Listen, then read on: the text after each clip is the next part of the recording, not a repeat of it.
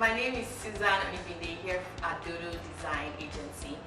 And today we have our good friends from Versa Research. I'll let Busola introduce herself. Okay, hello everyone. My name is Busola from Versa Research. Thanks a lot for having us today. Yes. I'm so excited for today because we're going to break down all things research. Right, Busola runs one of the fastest growing market research firms in Lagos, specifically helping small businesses and large companies too to better leverage research and data for for their customers and to grow their markets. And you can speak to that later, Busola. And I am going to be speaking on design research, which is kind of new. I think market research is more popular, right? Yeah, it's older. And I will be speaking on design research, but we want to show, first of all, the benefits to businesses and to answer questions that professionals might have, and then just to tell you guys why this is needed, give you guys a little bit of backstory and explanation on research and why you need it in your businesses. So yeah. I'll let you start. Okay, cool. So first question is, what exactly is market research? Market research is really just a systematic process of gathering and interpreting data on your market, on the industries, and your consumers, whatever it may be. And I know that some people say market research and some people say marketing research. So just a little bit of clarification there, they both mean the same thing. It's really just about trying to understand something. If it's about the market, so trying to understand the industries, then it's market research.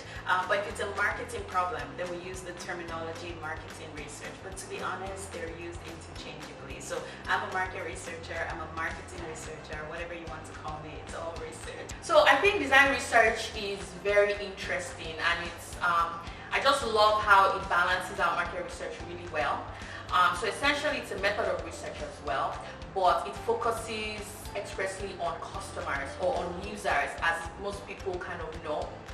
And what it tries to do is understand who they are, kind of have empathy for who they are, understand them, walk in their shoes, and in doing so be able to see what their needs are, their pain points.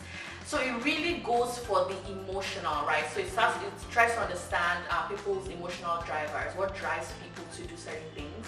It looks at their behavior patterns and things like that. So that's kind of the top level explanation. And before I pass on to you, I just want to speak to another thing that makes it so valuable. It answers to, so it takes from the school of thought of anthropology and ethnography, which is the study of cultures and the study of humans.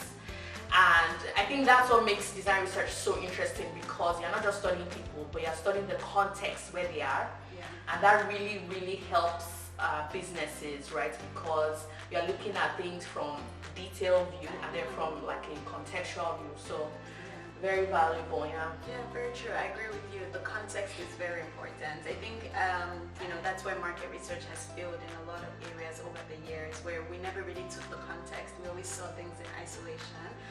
But yes. Okay, so what exactly is design research used for? Okay, great.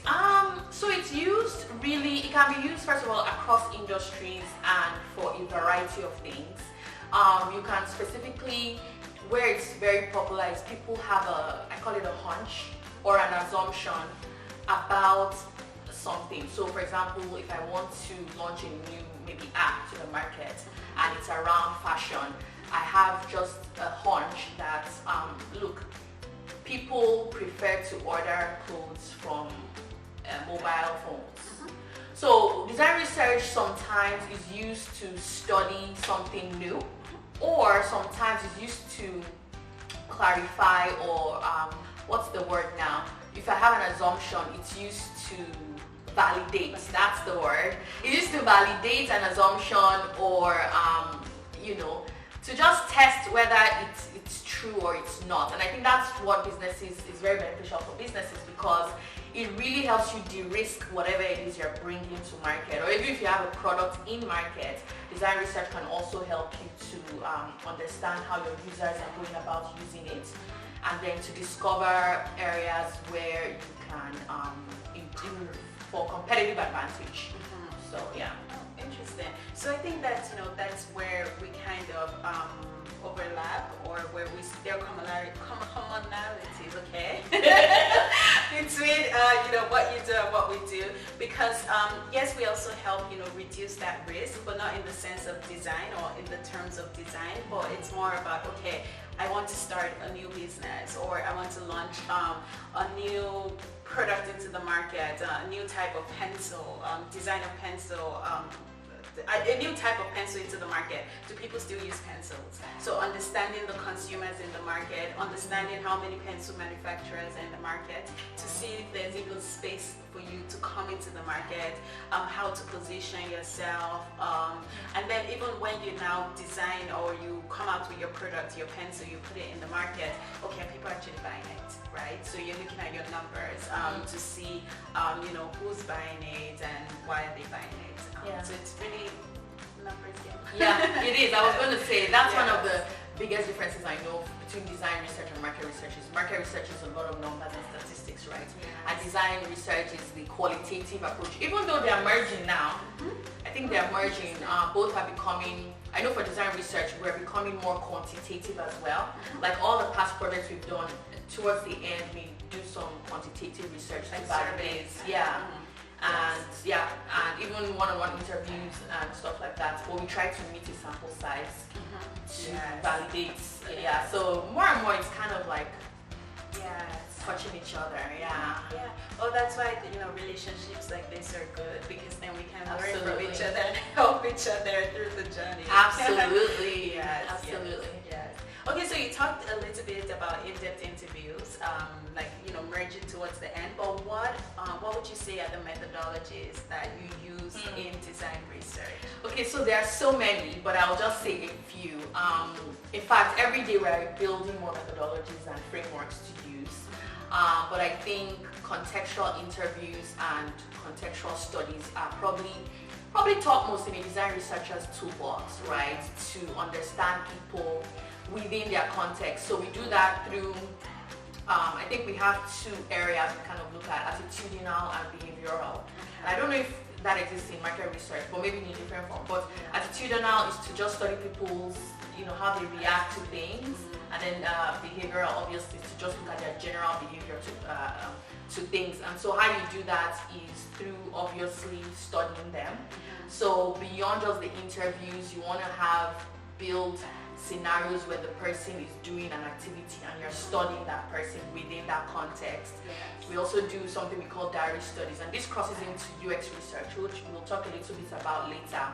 But diary studies helps to study people in a very unique way. So they are the ones kind of journaling and telling you how they experience certain things, and so it's very emotional, very personal, and then you get to see these things. And what we do sometimes is even ask them to attach pictures to some of the diary studies. So it's super, I think for me that has been one of the most potent tools that we use, and it's really good because you can use it remote. We actually use it during COVID. Doing work with people in Kano, we asked them to do diary studies, and when it came back, it was amazing. Like you could see them going about their daily work and things like that. So those are just some of the tools we use. How about you guys? Before I get to that, I love your diary studies methodology, because it really helps you understand, in our own world, it can help us understand consumers and how their behavior changes or their thinking changes, especially during a time like COVID, where I don't think anybody has ever lived through an experience like that. So it really changed us. So for us, we have two main types: secondary research and primary research. So secondary research is really looking at data that is already existent. So maybe published papers, agencies, chambers of commerces, just going through that data and trying to extract value from the data. And then primary research is, like you mentioned before, intent interviews, surveys, focus group discussions, and the likes. A new thing that's starting in marketing research is using neuromarketing. So, for example, eye tracking, facial coding. So, using that, like I can show participants an advertisement and then track where their eyes are moving on the ads or how their face is reacting to it. Still very new, extremely new in Nigeria. We don't use it. A lot of clients don't really understand how it will work, or what damage it will cause to participants, or how we will explain it to participants. But so those are the main tools that we use in marketing research. Okay, so we're going to talk about benefits to businesses because I think that's probably the most important part of this video. But I want us, before that, can we speak to the importance now of data analytics? I know it's really coming into the design industry a lot. How about you guys? Yes, I definitely think so. Data analytics is definitely, it's a big part of market research. I know that a few years ago, all the talks was, oh my God, big data is going to replace market research. It's going to replace, consumer understanding, because we already have this data of them, how consumers shop, what they buy when they shop, how they travel. So why do we need to speak to them? But I think that, there's a place for everything. Yes, analytics is a big part of, we have that data for free, basically. You collect people's data and you can get value from that, but it's more meaningful when you add it with market research. So you're able to add that with, asking people questions and getting responses. You understand the why. So analytics just helps you know the what. This is what is going on. But market research, marketing research, whatever you want to call it, helps you understand the why behind the what. So it's a combination of both. But yes, back to your question, it's coming up a lot. A lot of people say, no, just focus on big data, data analytics, forget market research. But I'm definitely in the camp that says the two of them combined together is more powerful. Yeah, that would definitely make more sense. I mean, we're in the age of CX, right? Customer experience, and understanding your customers is just, it's so important to growing as a business, right? And I mean, combining two powerful ways of research or studying customers, I think is incredible. Okay, so benefits to businesses.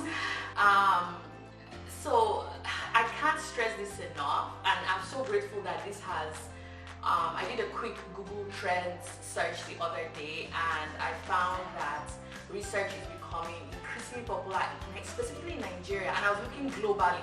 So I was very excited about that. So it means people are seeing the value of research in general.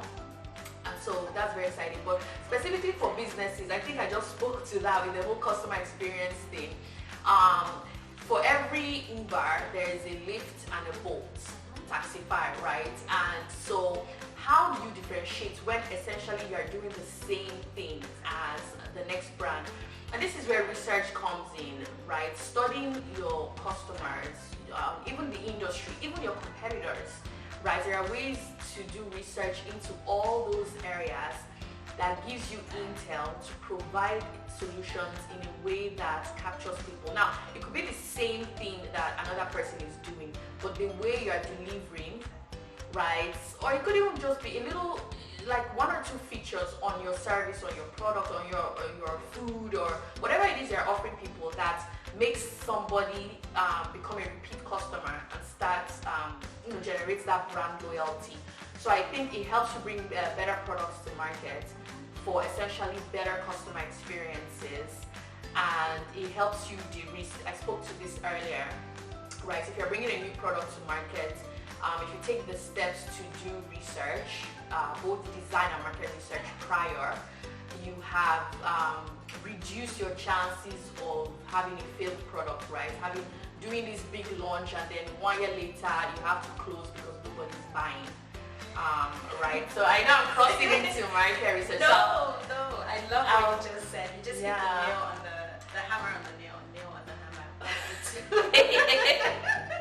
Yeah. So how about what do you have to? I Yeah, say to that? 100% agree with you. 100% agree with you. You know, like for me, I always saw a problem with a lot of Nigerian businesses because we have amazing ideas. There's so much passion behind businesses and the products we put out there. But then you find out that within 5 years, 80% of small businesses fail. And why is that? Okay, yes, there might not be a good structure in place. That's fine. You might not have the capital. That's fine. But most of the time, you really find out that it's because there was no feasibility study. There was so someone just had an idea. Okay, I want to start making plantain chips. Yes, people love plantain chips. People eat plantain chips. But you can't just say, oh, because I love plantain and my grandma taught me a recipe, I'm going to start a plantain chips business. You need to think about your plan. Is there a market? What kind of plantain chips are people buying? Why are people buying plantain chips? What occasions are they eating plantain chips? You need to ask these questions. And really that's what research is about, market research is about. Asking these questions that affect your market, affect your consumers. Before you go out and you create the plantain chips, then now with design research, okay, now you've created the plantain chips. Is it designed in a way that users can use it comfortably, customer experience, right? What experience are they going to have when they're using or eating the plantain chips? So I think that, to build a scalable and sustainable business, it needs to be on the backbone of research. A lot of people might say, oh, it's too expensive. It needs to be your cost. When you're working on your business plan, you need to put money aside for research. Well said. I like that. It should be part of the cost because it is so critical. And yeah, like I said, people are really grasping that, and that makes me very, very happy. But to speak to that, when you were speaking, I just thought of Duolingo, which is a language app. They are known for consistently doing research, right? With every iteration, they do research, find out what customers want, and then improve. So there's just a consistency. So it's not even at the onset. Exactly. It's not even at the beginning stage. Like even when the product is in market, I mean, Duolingo rose fast. They beat our Rosetta Stone to become the #1 in a very short number of years. And the same with Uber Eats, going to study their vendors from door to door. I mean, there's just so much value in taking that time, investing in that cost to understand your context and your users more. Very, very true. Very true. And it's a process, continuous. So, Exactly. not just a one-time thing. You know, as you go on, there's so many other types of research that should be done to be able to answer whatever questions you have. I think the last thing to discuss is for businesses out there, small businesses, I think large businesses are more in tune with this, but still, right, for businesses in general that are looking to bring an agency on board to help them understand their customers more, what should they look for? What do you think?